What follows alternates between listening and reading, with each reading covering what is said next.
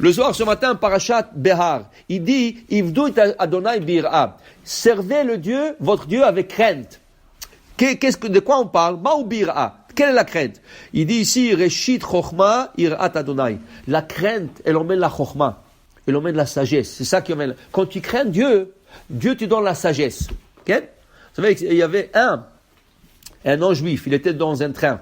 Et dans le train, il y avait un rébé, un grand rébé, qui a voyagé d'une ville à l'autre avec son shamash, avec son serviteur. Alors l'autre, il voyait comment l'autre, il s'élève. Rabbi, vous voulez un café? Rabbi, vous voulez un verre d'eau? Et là, l'heure de lunch est arrivée, à midi. L'autre, il est parti préparer des poissons, des petits poissons, des sardines à son maître. Le gars, il voyait comment le juif, il était en train de nettoyer, couper la tête de poisson et le préparer pour le... Il lui a dit, je t'admire. Comment tu sers ton rabbin? Il dit, dis-moi, vous êtes les juifs, vous êtes très racham. C'est quoi votre secret? Alors, il voulait travailler, et l'autre, il dérangeait avec des questions. Alors, il lui dit, tu sais, nous, on mange beaucoup de poissons, ça nous donne la sagesse. Ah oui?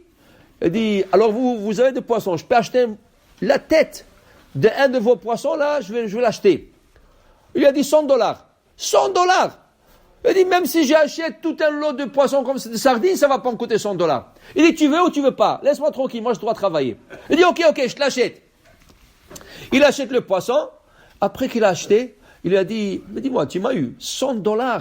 Il dit, tu vois, déjà tu commences à avoir la chokhma un peu. Alors pour te dire, les juifs, ils étaient toujours chacham. Pourquoi la chokhma des juifs, elle vient de la crainte du ciel?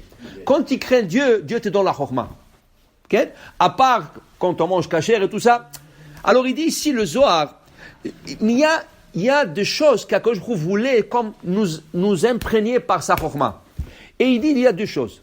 Le tefillin et la tzitzit. Le tefillin et la tzitzit, c'est comme un tampon. Il a mis un tampon sur nous. Okay? Alors tu mets le tefillin. Tu commences par celle de la main. Il dit, Zohar ici, tu commences par celle de la main. Il dit ici, regarde. Tu veux voir quelque chose? Quand quelqu'un est esclave, un esclave hébreu, quand il y avait à l'époque du temple la notion de l'esclave hébreu, lui, il n'a pas le droit de mettre tefillin. Pourquoi? Tu n'es pas libre. Le tefillin, c'est un signe de liberté. Ça veut dire que tu es serviteur d'Hachem. Si tu as un autre maître par-dessous de toi, tu n'es pas libre. Alors, tu ne peux pas mettre le tefillin. Alors, un esclave hébreu, il doit faire les mitzvot, mais il ne pose pas le tefillin.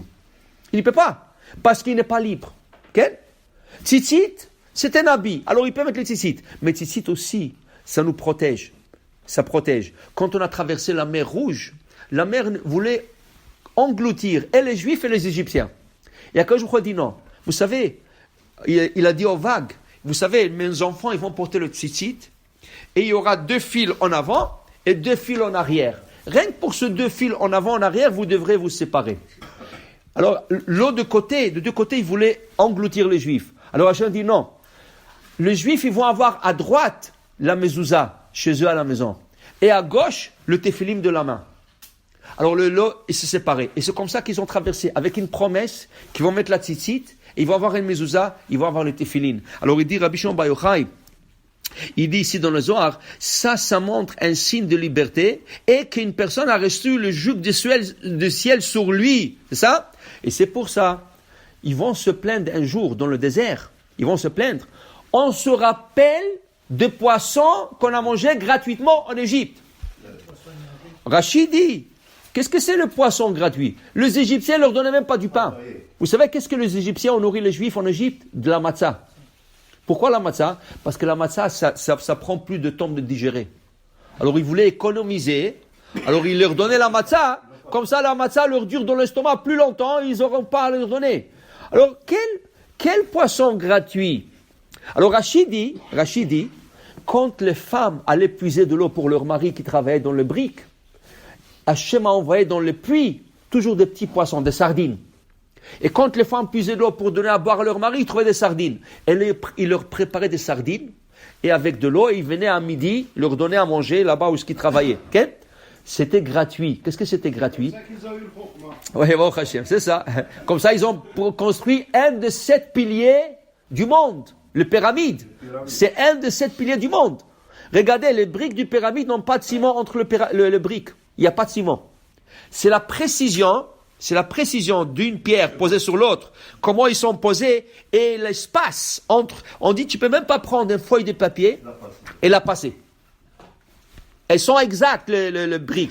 Ça, c'était un chokhma juif, ça. Ça, c'est un qui regarde. Depuis, on parle de 3500 ans et encore ça tient. Encore ça tient. Alors, c'était quoi la chose? La chose était, ils n'avaient pas de Torah. Ils n'avaient pas de mitzvot.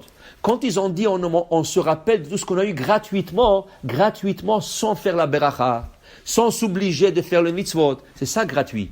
Ils ont dit, quand ils voulaient se plaindre, ils ont dit, on avait tout gratuit. Gratuit, ça veut dire sans mitzvot. Mais maintenant qu'ils ont été à Sinaï, il faut faire la bracha, il faut mettre le téphilim, il faut mettre le tzitzit. Elle dit, maintenant, on a 613 mitzvot, c'est trop.